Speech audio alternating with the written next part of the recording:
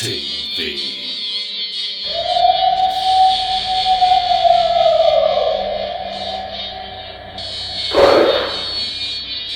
What was that? You better get a fresh dip and buckle up.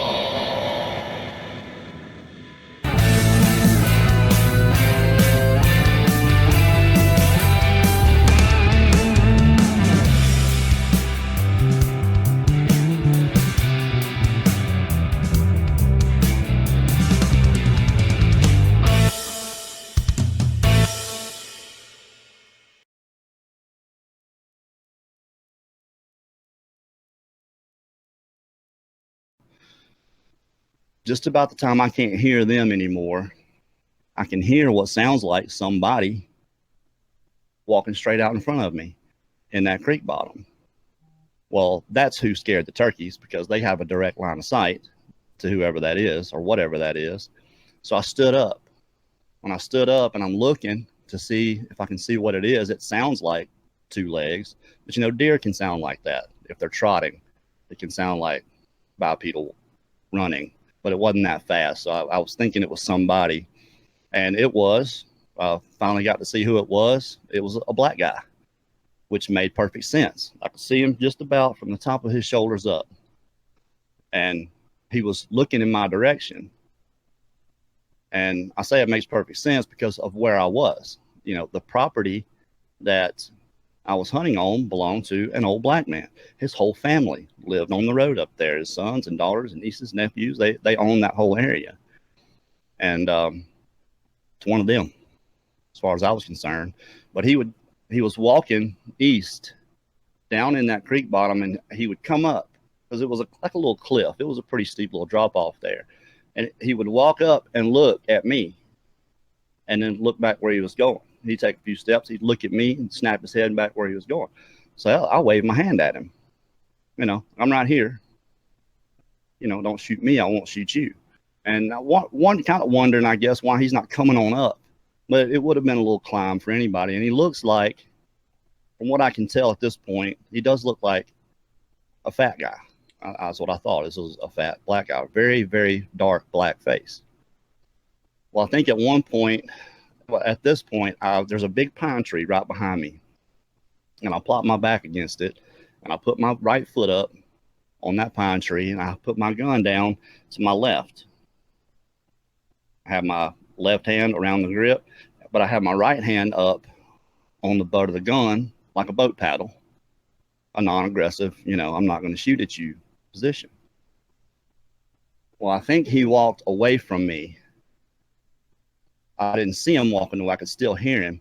But the next time I saw him, he's coming straight toward me. So he had to walk away and around that point to come back up to that southeast end zone. And there's a little gap there where you could see through, and two pine trees.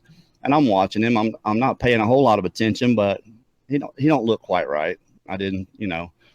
I'm about to be face to face with him. I'll see exactly what's going on.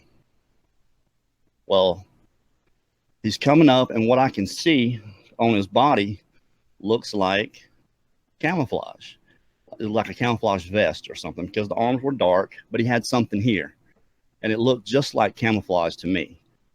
So now I'm really upset, because if he's wearing camouflage, then he's hunting, and it looks like he's wearing coveralls with a bunch of layers on, like he's layered up with clothes. I mean, early March, I don't think it was that cold in South Mississippi. But I'm upset. I'm thinking, what am I going to say to this dude? You know, he's obviously coming up to here. He's lost or something's wrong. And he's walking up toward those two pine trees, and he reaches his right arm out to grab a hold. He's probably 10 feet away. And he's reaching for this tree, and I can see the skin on the inside of his arm and the hair hanging down, and really long hair hanging down off of his hand. Still didn't register what I was looking at. I just thought it was weird. You know, he's wearing something strange. I didn't realize what it was until thinking back on it later. But he grabs that tree, and he pulled himself right up to it. I mean, all this stuff happened in just a few seconds. It was really fast. And I think at that point was the point that I was starting to question what I was really seeing. You know, it's kind of like waffling back and forth. And he pulls that himself right up to that tree and he squared up. And when he stood up and squared up, he got so much bigger than what it looked like when he was walking out. He already looked like about a 400-pound fat black dude. Was what I was thinking. And he's got coveralls on there and he's kind of hunched over the way he was walking. I thought he might have been tired or whatever. I don't know. But as soon as he did that, he started making this noise. He opened his mouth and his mouth was so big. It was all the way across his face. Sorry, I keep hitting the microphone. And white, really white teeth, at least by contrast, his teeth were white because his face was really dark. And he started making this sound. It's the most unnerving thing you'd ever want to hear. It sounds like multiple sets of vocal cords, but the tone is a very demonic. It's like something you should hear in The Exorcist is what it sounded like. Well, as soon as he started doing that, I knew immediately what it was then. This is a Sasquatch. This is what everybody has been seeing and reporting. And I mean, in that moment, and there was a moment that I think I was kind of waffling back and forth because it's such disbelief. You know, is this a dude? You know, you kind of go back for a second. Is this somebody, you know, messing with me maybe and is going to get shot? And then, of course, the sound comes out and there was no doubt what it was. Well, I can remember I'm in this position and it felt like, and I still get this feeling every now and then, somebody poured a bucket of cold water over my head. It was just a true sinking feeling, like, oh, you know, that kind of sunk feeling in my stomach. And he's griping at me is what it sounds like. I think he was doing, because what he was saying sounded like it had form and syntax, like it was words, like he was but he was talking slow and low, and he would get real loud, and then mumble, and then loud again. Well, as soon as he started doing that, I think about that time, I want to get my hand down on the grip of the gun. And so I let go and I start to ease my hand down. As soon as I moved, he didn't like it. He lost it. He started rocking back and forth 2 or 3 times and came toward me with what I call a huff. I think it's more like he huffed and blew at the same time.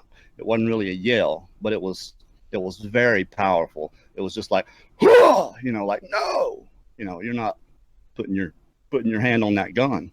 Well, when that happened, it hit me like a wave, like standing in front of a big speaker, like a pressure wave. And I think that it startled me, and I think that was enough for me to move. And I ran about 4 steps to my right off into the clear and got ready, hit the safety. I was still pointing down, but I was out from under the limbs of the tree. It was the pine tree had some low limbs on it. Well, now I can see the top of the tree he's holding on to, and it's whipping. You know, 3 people couldn't have done to that tree what he was doing to it, and he wasn't shaking it. He was just still holding on to it while he was rocking back and forth really fast. And I mean, I think that scared me. I think that was the first true moment of terror. Like, this dude has got everything over me, and he's probably going to kill me if I can't kill him, because I've got turkey shot, which, you know, high brass number 4, and I had the plug in it, which I to this day I can't understand how I did. You know, normally that's something I would have done, is take the plug out and put, you know, 4 in 1, but I didn't. I had 3 shots, but still, high brass number 4 is not anything really to sneeze at usually. But from 80 feet away, which is, I knew exactly how far that was because I'd stepped it off to the edge.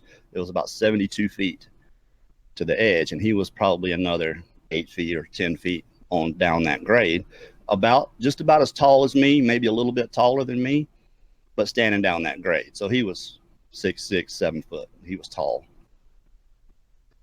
And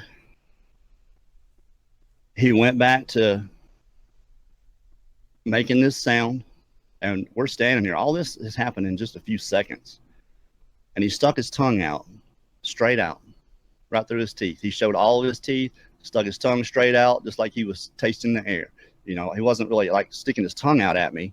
It was weird. It was like just at a point, straight out. And then went back to making that growling, talking noise. What I could see, what I thought was camouflage on his body, was mud. It looked like mud and leaves and twigs, and his hair wasn't really that long, maybe 3 or 4 inches long on his body, but his skin, I could see the skin underneath his hair, and it was lighter than his face. It was the same color as what was on the inside of his arm, a light gray color, but his face was black, just jet black. And he went back to doing that right after he put his tongue away, growled a few more times, and he stopped doing that. He took his hand off that tree. He turned his body to the right, and he cocked his head just like that. It's like a dog does when you whistle at him, weird.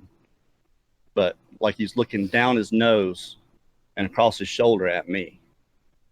Never took his eyes off me until he turned to walk away. He took probably 2 or 3 steps toward that game trail, still looking at me, and turned and walked through the thickest stuff out there, dead away from me, down that hill, down that bottom, and me looking at him. And for some reason, I can remember I'm looking to my left. Something kept telling me to look to my left because I was still pretty close to some thick stuff there. And I can hear him walking away. I can't see him. I get a glimpse of a bush moving or something, and I'm trying to watch him. I look to my left, and he goes down the hill. I can still hear him walking very intently. He wasn't trying to sneak or anything like that. He got maybe down into the bottom, maybe 70, 80 feet away from where he was. And that's when he yelled. And when he yelled, it was like, I describe it as a whip or a baboon, like a baboon will do. They open their mouth really wide, and there's that buildup, just that wow, real, I mean, extremely loud. It was so loud that as soon as he did that, there was not a sound in those woods. I remember hearing the wind blowing. That's as it was early March, the wind was blowing a little bit, but there was no other sound. Everything was just, maybe I didn't notice anything else before, I don't know, but I do remember it being very quiet after that. But I still stood there. I didn't want to leave. I didn't want to turn my back on him because I was going to have to walk out the other way. I guess that's why I didn't, because I stood there for a couple of minutes, and I got this feeling where I noticed all of a sudden I can feel myself breathing. And I'm taking really long, deep breaths. I wasn't breathing fast and heavy. It was long, deep breaths, and there's like tunnel vision, like heat on the periphery is, and Linda told me that's adrenaline will do that to you. So obviously that's what that was. And eventually when I felt like I can actually move and I can feel myself, my faculties are coming back a little bit, I turned and I grabbed my backpack. I left everything else laying there, chair and calls. It was all still there, and started walking out. And for a minute, I started to stop, and I was going to take the plug out and put 2 more in it, but I didn't want to get caught in that position. So I just took 3 out of my pocket and put them in my hand. Because the whole time we were there, I kept thinking, if he comes at me, where am I going to shoot him? If he got close enough, I think I could have killed him. But I was afraid that that's what was going to have to happen, because I was going to have to kill him. And I started walking out. I didn't want to run, but I would take really short, quick steps, like fast, quick steps, and stop. And then I would listen, and I would go another 50, 60 feet and stop. I did that the whole way out, I think. I don't remember a whole lot of the walk out. But as you know, like a big cats will follow you in the woods, and if you stop all of a sudden, you can hear them take a few more steps, so you know if something's following you. Well, I didn't hear anything, and there's a curve in the road. It curves and goes up a hill, and that's where my four-wheeler is, right by the road. And and I'm coming up that hill, and at that point back then, it starts to open up, and I can see houses, and I'm starting to feel better about actually making it out of there. And I'm going up that hill, and I get just almost to the crest of the hill, and I stopped, and I turned around. And as soon as I turned around is when I heard a very distinctive tree break. It sounded fresh. It was that crackle pop, that pow. And it was loud, like a rifle shot going off. But it was about 40 or 50 yards behind me across the road in the curve, in the thicket. I mean, how anything that was in there saw me, I don't know. But when I heard that and that happened, that's when I ran. I was about 200 feet from my four-wheeler. And I ran, I got on my four-wheeler, and I think that was probably the scariest moment, was getting on my four-wheeler, because the way I had parked it, I couldn't go forward. I had to back up, and I had to back up toward this thing that just broke this limb. So, and I didn't want to do it. You know, I wasn't going to be ready with my gun, you know, but I did. So I backed out, I hauled Bud up to the house. I pushed the four-wheeler up beside the house. It was probably still rolling when I got off of it. Got in my truck, which was parked, like parking along the road, but I was alongside the driveway, door facing their door of the house, north to south. I grabbed my 7 mag out of the back and made sure it was loaded, and I sat there, and I think I was watching the tree line behind the house, to see, I guess, if anything was coming out, and looking at my mirrors. But while I'm sitting there, all these things just start coming back to me. I mean, they were coming back to me before then, you know, the road coming out for 7 years, all these strange things that I'd experienced out there that didn't really make any sense, but I rationalized them away anyway. It all made sense now because it was them. And they were out there around me the entire time. I know they were. And I probably sat there for 15 or 20 minutes. And then finally I drove home, probably about 40 miles an hour down interstate. Going home, just go pouring over the whole thing, how it's possible, how can this happen? You know, and still didn't learn a lot of those things for several years. Even researching Sasquatch every day, which is what I immediately started doing. But I never went back in the woods again after that. I sold all my hunting stuff, sold my four-wheeler. I kept my dad's gun, which my brother has now. And I didn't go back for 11 years to the woods.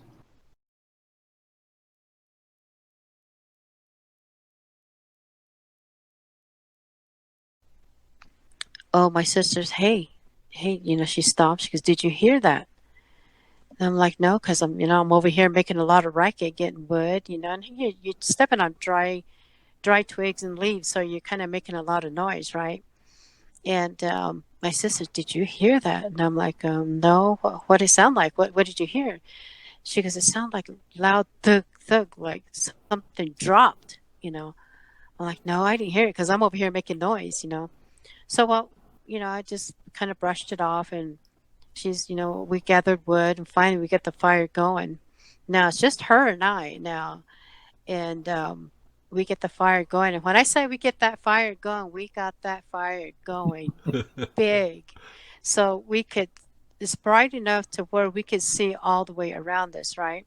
So we pulled out the chairs, and we're just sitting there, and we start talking and stuff. And about 15 minutes goes by, and I said, well, where should we set up our tents? And she looked at me, and she goes, oh, no, that's okay. We'll just sit and listen. And no, we won't camp. And all of a sudden, she kind of got scared.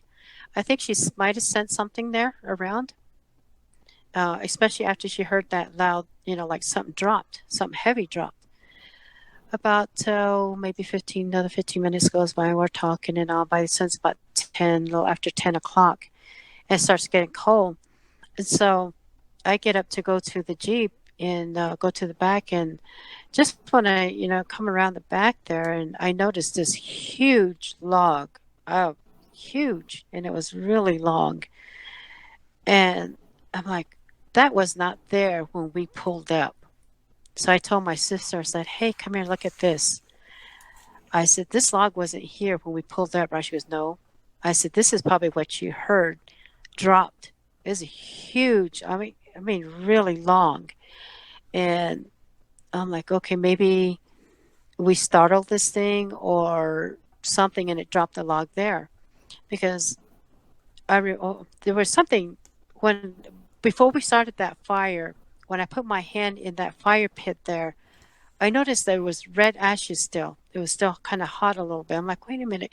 And I knew there was a couple of guys there that stayed there on a Saturday night. My sister and I got there Sunday evening.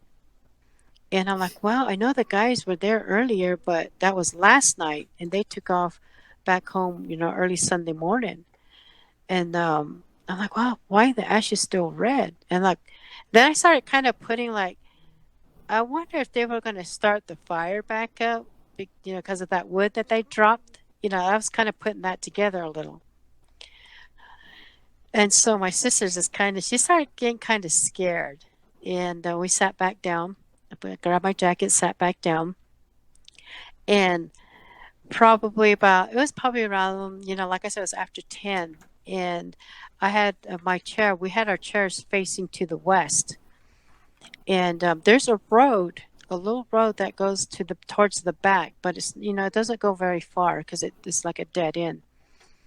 And every now and then, and being that we had the fire so bright, we could kind of see back there. And my sister, she would say, there's something coming. She goes, I can see it's walking towards us, but it's moving from tree to tree. And so I flashed the light down that way, and I didn't see anything, I don't see anything. And I said, I don't see anything. So I'd get up and I would walk back there, and I would, I'd have my camera and I would take pictures. I would go back and I'd sit down, we'd talk again, and about 15 minutes goes by. By this time, it's about 10:30, and she'd look at me and she goes, that thing's coming. She goes, I can see it, sis. It's going from tree to tree. Again, I'd flash the light that way, and I wouldn't see anything. And then sort of sat back down. We just started talking and stuff. 11 o'clock rolls around, and all of a sudden, it just gets real quiet. I mean, just dead silence. I'm like, okay, it's around. I could hear around. Not only could she see to the west that something's coming, walking towards us, we could also hear something to the east of us, behind us. Something's moving around, walking around. We could hear twigs breaking. And originally it's 12 o'clock. And flashlight, we're talking and get, just having a good evening. And I look at her and she goes, sis, that thing is getting really close now. I can see it. And I flashed the light down that way. And aspen trees, the trunk of aspen trees are not very big. And so when I flashed the light that way, I'm like, oh, I don't see anything. And she goes, I'm telling you, I can see it. It's going from tree to tree, and it's getting closer and closer, And I sit down, we talk, and we'd flash the light every now and then around us, and we could still hear footsteps or, breaking branches behind us too. And we would talk by it was after 12, about 12:30. And this time when I looked at her, she's like, it's just right there. And that I could see that fear in her eyes. And so I flashed the light that way, and I'd get up and I'd walk that way. And when I got to that certain point, I'd stop. And then I started smelling that smell. I'm like, okay, it's just right there. So I told my sister, I said, hey, come here, which is a mistake I shouldn't have done. I told her, I said, come here. I said, do you smell that?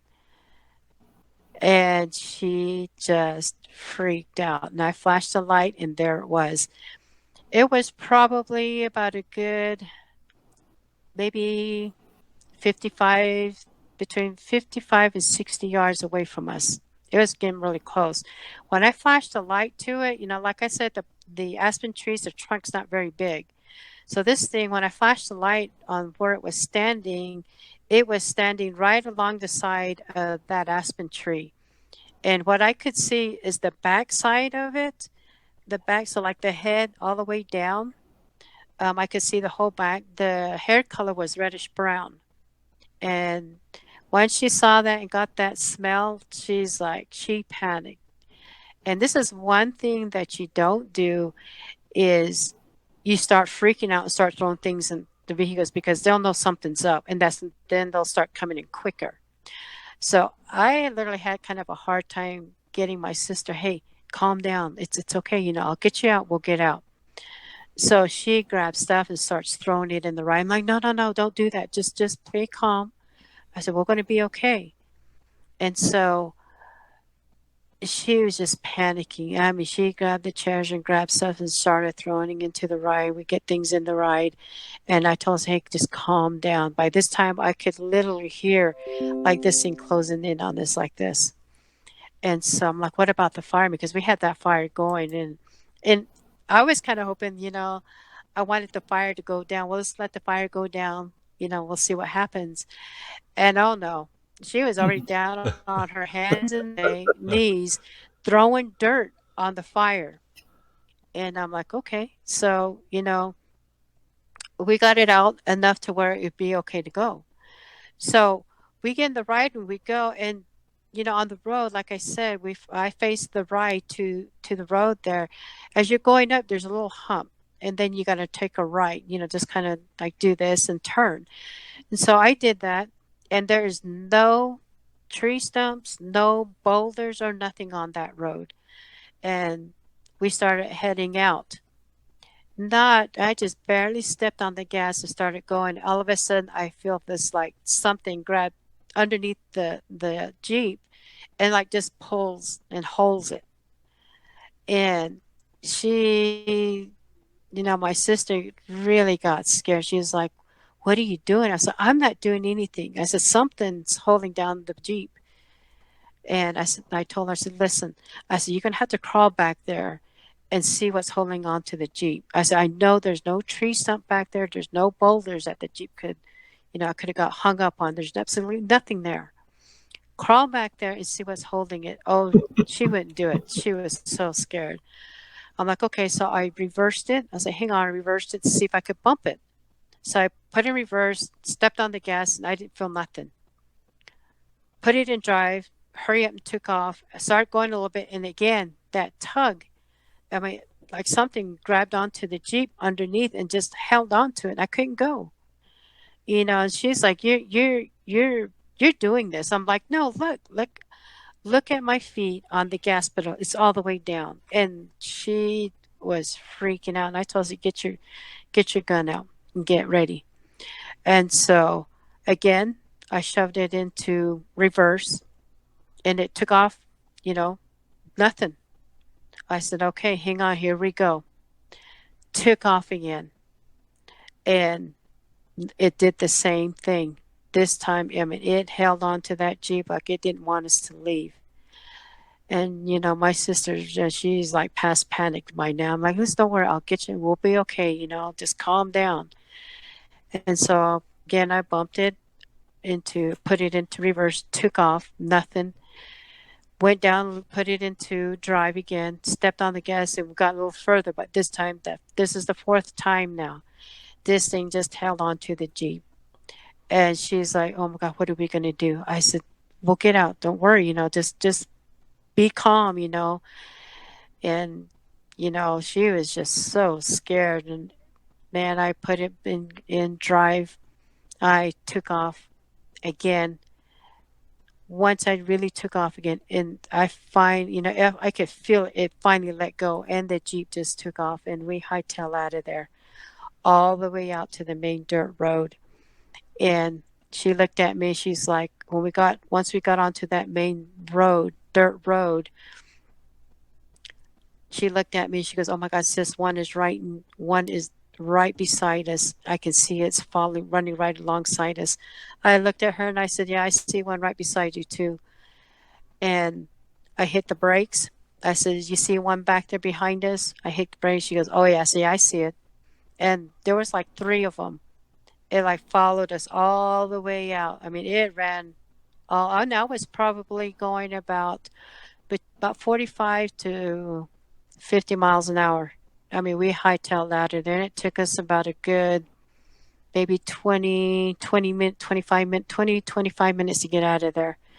And I hightailed it all the way out to the main highway. Once we hit that main highway, we were back home, and these things, they stopped us before we hit the highway. They stopped following us, and that's what happened that night. And that was the last time she went out there. That was scary. That was really scary.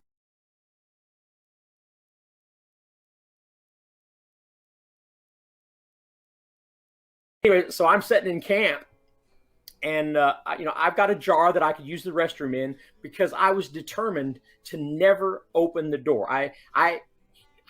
From what I had read at that point, you never know when they're 50 yards, 100 yards away watching you. You just don't know.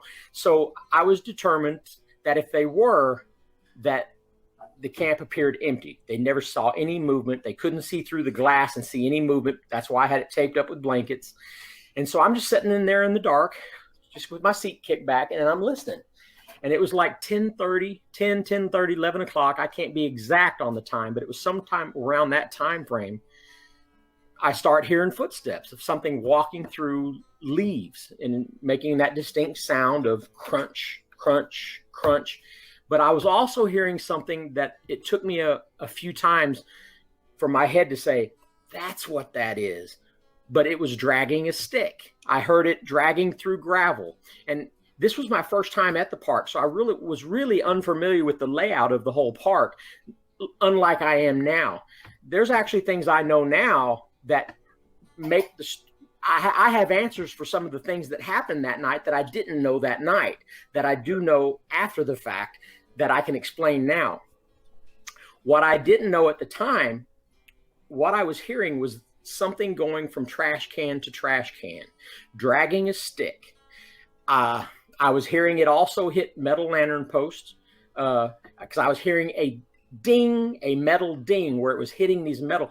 And in my mind, I'm like, what is that? What is it hitting? But then 30 seconds later, I would hear another one. And by the time I heard the third or fourth one, my head says, it's hitting lantern posts. It's walking through the park and it's tapping the lantern post with that stick on its way to each trash can. Because then I would hear a trash can lid pop open and the trash can lid be put back on. And they had cinder blocks on top of their trash cans. It is the old metal types that just have the lids with the chain attached to the lid. And then you would use a cinder block to keep the raccoons out of it. So whatever it was disassembling this and putting it back together the way it was. That's what I'm hearing. So of course I'm getting excited. Of course I'm like, it could, at this point, it could be a person. I don't know yet, but it was kind of chilly. I mean, it was in February. So anyways, so I'm listening to all of this happening and I'm getting kind of excited, and I keep peeking out and looking through the woods. There was a full moon that night. It was very bright, so you could easily see. And so I'm kind of looking through the woods, looking for any shadowy movement or anything when I'm hearing things.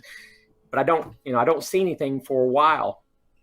But at some point, I hear this thing walking, and you got to understand, at this point, I'm only hearing one person or thing or whatever I'm hearing walking. There's only one, even though I eventually see two. So there's only one at this time, and it's going from trash can to trash can. And only after putting the facts together after the fact do I believe it was the small one. There was a small one out of the two that I see. And I believe because of the behaviors that I was hearing, that it indicates to me that it was the juvenile, because he was acting like a juvenile. He was acting like he was very risky in the noises that he was making. I don't think he expected anyone to be in the campsite. It was the off season and nobody else was there, not even a camp host. So I think they'd probably been making it a regular duty of them to go through the camp to look in the trash cans, even though they shouldn't have been going through the trash cans because it was the off season and there shouldn't be anything in the trash cans. Right. But what I learned later is sometimes there were things in the trash can. Dr. Charles Hallmark from Sulphur was baiting those trash cans in the off seasons prior to my visit there that I was unaware of. So he actually set this up for me because they were in the park looking for his baits, because he was actually trying to get their fingerprints on things that he would put in the trash cans. I spoke to him later about what happened to me, and that's when I learned all the details of what he had done. So he was clearly the person who set up the events that made my thing happen. So I'm eternally grateful to him, and he has no idea. And he has subsequently passed away, rest his soul. So, but yeah, it was an incredible night. When it finally stopped walking is when I thought to myself, it sees me, because I had heard it moving constantly up to that point, going from trash can to trash can, hitting lantern posts, dragging that stick, just like a kid would do. And then all of a sudden he stops. So I knew at that point, I said, he has to see my truck. He has to see my campsite. And so then I start looking out my windows and I start peeking out, and I had it right at the corner of my truck where I could look in my side mirror to look down back behind my truck. And that's where I saw him. He looked out around a tree like this, where he put both hands and looked out around the tree and then ducked back behind the tree. And that's the first time I saw something, and it looked like a person. I said, it's right back there. I mean, he's right there behind my truck. So I knew where he was. And I was really, my heart was starting to increase at that point, and I was very excited. I didn't have a size reference. I just had a shape reference. It looked like a person. I don't know if it's the small one. I don't know if it's the big one. I didn't know there was going to be another one at that point. But then it hits the tree. This is the first time I hear it hit a tree. All night long, he's been hitting lantern posts. Yeah. Never hit a tree. But now he hits a tree. And after he hits the tree, I hear something sloshing across Rock Creek. And he's joined by a second one. If you can't gather some information from that right there, that tells you they had pre-planned a communication where if he hits a tree, the other one would come across and join him, because he never hit a tree up to that point, and he could have walking through the park. He was clearly hitting lantern posts. Lantern posts didn't make that one come across the creek, but the moment he hit the tree, the one came across the creek. That's a significant piece of information, especially what we know about tree knocks now being a form of communication. So take that as you will. That's just what I gathered from what happened then. So I'm going to assume, because of the behaviors, that it was the juvenile going through the park, and it was the big one that was on the other side of the creek waiting for a sign, waiting for the communication. And sure enough, here he came. And so they were back there for a while. And when they broke out of that wood line, I was watching the spot where I saw the look around the tree, because that's where they were. It was a pretty good sized tree. So that, and what I didn't know is it dropped down to another road before the other campsites, and then it dropped down into the creek. So they were actually on that little paved road behind that tree. And so that's why I was watching that spot. Anyways, when they broke from that corner and came into the back of my truck, I was watching them. I mean, I had full bodied views of both of them. And he was leaned over, and his arms were swinging, and his hands were probably about 1.5 feet from the ground. So he was ready to go into 4x4 mode if he needed to. He looked like he was positioning himself that if he needed to bolt out of there, he could have went into 4x4 mode. The little one was actually bumping into his right hip, they were both, it's almost like they were trying to get to the back corner of the truck as fast as they could. And the little one was staying right with him and bumping into him to get there. And as soon as they got to the back corner of the truck, the little one moved in behind the tailgate. That's the last I saw of him. He had his hands and was dropped down behind the tailgate. And the tent, the big one, was at the back corner of the truck, which puts the truck between him and the tent. He put something between him and where he thought the threat would be, if there was a threat in that campsite, which is the tent. Right. So I'm watching him, and I see his full body standing right there at the corner of my truck, which is about 10 foot from me. And I see his hand with a thumb pointing straight towards the sky, grab the side post and the cross beam on the back. And he was looking over the tent. I mean, you could tell he was nervous. He was looking at the tent, as you would expect with his experiences in that park. That's where people are at. You could tell the tent was his focus of attention, and he was waiting to hear something of somebody unzipping the tent door or putting some clothes on or whatever. And it never happened. But he also made a movement that I thought he was coming down the driver's side of the truck. And so you got to understand, from my point of view, I just went from excited to heart attack mode.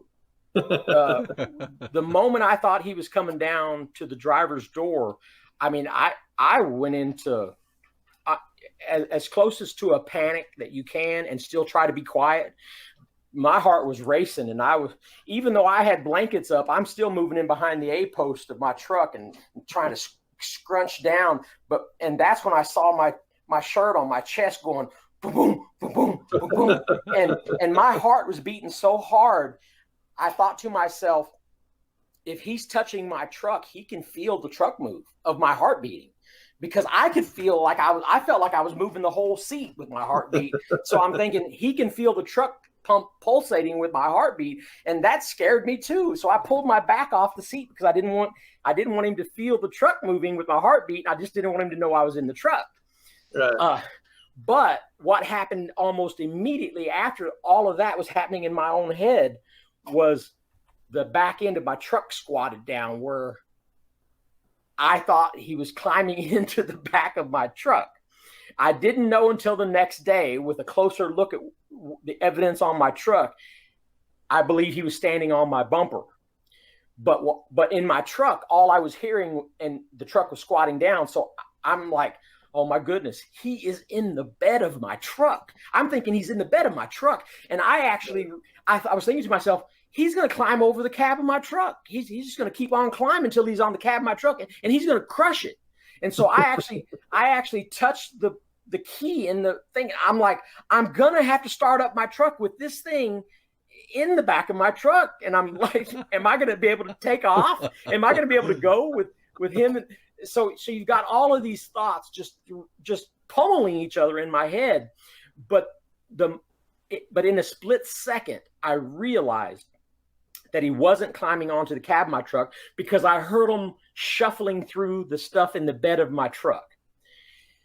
Now, the next day, I don't know exactly where he was and how he was doing this, but from my determination the next day, from where I saw these big dusty marks on the outsides of my bumper, that tells me that's where his feet were. I mean, spreading all the way from side to side of my truck is where his feet were. And he was actually probably leaned over my ladder racks, rummaging through the stuff in my truck. That's how big this thing was. So that seems like a more plausible explanation to what was happening when I felt the truck drop and hearing stuff moving around in the bed of my truck, was him actually on the bumper and leaning over the ladder racks and rummaging through stuff. But he flipped over a generator, and there was Tupperware containers that were jostled around. And throughout all of this, there was 2 little propane tanks sitting at the back corner of my truck. And I heard them clank together, where things were being moved, and then you hear clank, and everything stopped. And then you hear clank, clank, clank, clank. Like that's where something's attention was on those tanks, because it was tapping them together several times. And then things quieted down to where I wasn't hearing much of anything. And it got off my truck, and things were quiet. But I was thinking, my plan was that, and I practiced this, I've made sure that my headlights came on without turning the truck on. My plan was that if anything happened, I was going to sit there and bide my time and ride it out no matter what. And if they move into the front of my truck, I had a night vision camcorder, a Sony camcorder. I was going to film through my windshield in relative safety and just hit my headlights and catch them right in my headlights, and be filming when I turn the headlights on and catch them. That was my plan. And so far, it was working to where I'm like, at some point, they're going to be in the front of my truck. But they never came to the front of my truck. They never came that way. They did all their stuff in the back of the truck, and then they left the way they came. And when they were walking away, I heard what sounded like the stick hitting metal, like I heard before with the little one hitting the lantern post. I heard that same sound, but apparently it was the two tanks. They took them. It was apparently those tanks being clanked together because they were gone the next day. So. That's interesting. I wonder why they chose that, because of the sound, or? Well, because I heard them tapping them together several times. That has to be what interested. I think it was the little one, because he was the one that ducked down behind the tailgate, and they were right there in the back corner. So I bet you he's the one that reached over and was. I bet you he's the one that took them. Probably, but I don't know. That's wild. Yeah. I don't know how long I could have sat there with 110 foot behind me. Well, I could have started my truck up. I mean, I could have been racing into town with one hanging off my ladder racks. Yeah, you could have went through Sonic saying, "Look what I got." Yeah, if things would have worked out right, I could have been racing into town with one hanging off the back of my truck. That would have been great. But you can't go very fast in that little windy, campsite. So, he'd have been able to jump off so easy.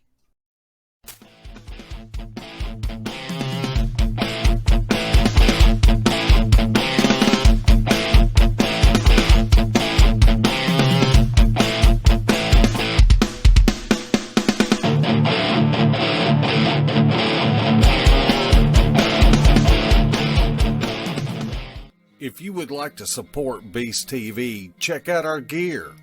We have coffee mugs, face masks, gaiters, shirts, and tank tops. The link is pinned at the top of the comment section. Everything is always marked down 20%. So come check out our junk.